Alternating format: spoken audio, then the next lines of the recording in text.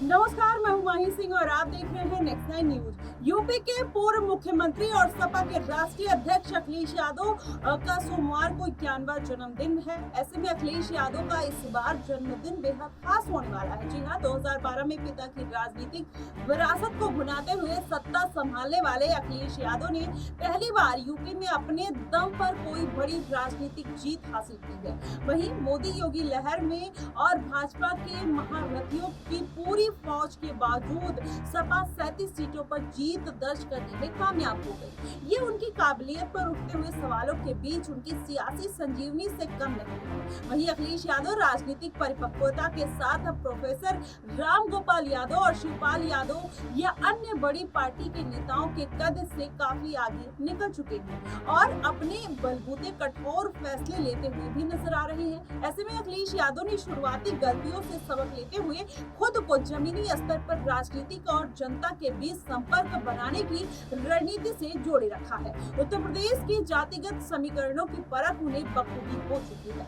ऐसे में सिर्फ मुस्लिम यादव समीकरण से बाहर निकलते हुए उन्होंने दलितों और पिछड़ों के पूरे वोट बैंक पर फोकस किया है। सहयोगी दलों की जो दबाव की रणनीति को खारिज करते हुए पल्लवी पटेल, ओम प्रकाश राजभर, स्वामी प्रसाद मौर्य जैसे नेताओं को भी उन्होंने कभी अपने ऊपर हावी नहीं होने दिया। इन तीनों के अलग होने के बावजूद सपा ने पूर्वांचल में जबरदस्त जीत हासिल की। परिवार को लेकर भी अखिलेश यादव का रुख नरम पड़ा है। ऐसे में बदायूं से शिवपाल यादव की जगह उनके बेटे आदित्य यादव को टिकट और फिरोजाबाद से राम गोपाल यादव के बेटे अक्षय यादव को टिकट देने और इसका संकेत भी दिया है। ऐसे में यादव परिवार के भी अभी भी 15 से 20 सीटों पर राजनीतिक साख बनी हुई है। ऐसे में मैनपुरी के साथ इटावा सीट पर भी सपा ने इस बार वापस तो ले ली है, लेकिन याद करें 2007 से पहले 5 सालों तक मायावती की सत्ता को उखाड़ फेंकने के लिए 2012 के विधानसभा चुनाव में अखिलेश यादव ने धुआंधार प्रचार किया।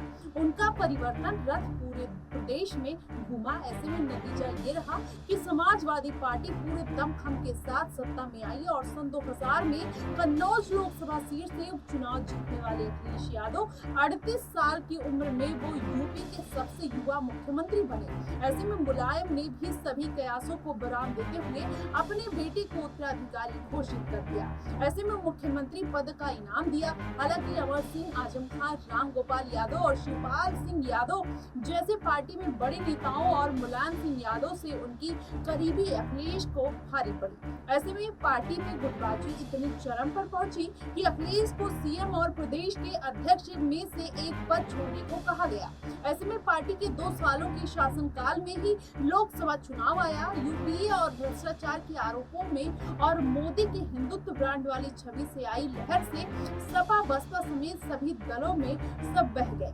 ऐसे में भाजपा 71 सीटों पर जीती और अखिलेश पर हमले तेज हो गए। इसी बीच अखिलेश यादव ने मुख्तार अंसारी की कौमी एकता दल के विलय के सवाल पर शिवपाल सिंह यादव और बलराम यादव को मंत्रिमंडल से बर्खास्त कर दिया। ऐसे में पार्टी में 2 फाड़ हो गया। शिवपाल सिंह यादव के प्रगतिशील समाजवादी पार्टी बना ली और नतीजा रहा कि विधानसभा चुनाव में पार्टी 47 सीटों पर सिमट गई। वहीं बीजेपी प्रचंड बहुमत के साथ पहली बार अपनी बलबूते पर उत्तर प्रदेश में सत्ता में आई और 2014 और 2019 के लोकसभा चुनाव और 2017 और 22 के विधानसभा चुनाव में पार्टी की करारी हार अखिलेश यादव की सियासी समझ और सबको साथ लेकर चलने की साख पर सवाल खड़े हो गए। ऐसे में मायावती और कांग्रेस के साथ गठबंधन का प्रयोग भी उन्होंने पहले किया तो लेकिन रास नहीं आया। जिस मुस्लिम यादव गठजोड़ से मुलायम सिंह यादव यूपी की सियासत में खूंटा गाड़ चुके थे वो ही हिल चुका था। वहीं लेकिन अखिलेश यादव ने गलतियों से तेजी से सबक लिया। बीजेपी 2024 के लोकसभा चुनाव को लेकर अति आत्मविश्वास में नजर आई और पार्टी का पूरा प्रचार तंत्र रैलियों जनसभाओं से गर्दा उड़ा रहा था। लेकिन अखिलेश यादव ने पीडीए के फॉर्मूले पर जमीन पर उतार दिया और मायावती के रवैये से आहत बसपा के कद्दावर नेता जैसे रामचंद्र राजभर, लालजी वर्मा, इंद्रजीत सरोज की पार्टी में सम्मान दिया। वहीं लोकसभा चुनाव में नेताओं के बेटे बेटियों को टिकट देने में भी परहेज नहीं किया। मुसलमानों के पास विकल्प न देखते हुए सिर्फ 4 सीटों पर ही उन्होंने टिकट दिया। नतीजा रहा कि हिंदू वोटों के ध्रुवीकरण का भाजपा पर प्रयास नाकाम हो गया और पिछड़े और दलितों का बड़ा हिस्सा भी सपा के पाले में आता हुआ दिखाई दिया और बीजेपी को जोरदार झटका लगा। बीजेपी ने 400 पार के नारे का दमखम तो दिखाया था, लेकिन वो अपने ही नारे में फेल होती हुई नजर आई। अब ऐसे ही अखिलेश यादव का बढ़ता वर्चस्व कहीं तो सपा पार्टी के लिए बेहद अलग होगा। क्या आने वाले दिनों में अखिलेश यादव प्रधानमंत्री के रूप में बड़े दावेदार के रूप में सामने आ सकते हैं या नहीं, ये आप हमें कमेंट बॉक्स में जरूर बताइएगा। फिलहाल के लिए बस इतना ही। देश और दुनिया की तमाम खबरों के लिए हमारे साथ बने रहिएगा।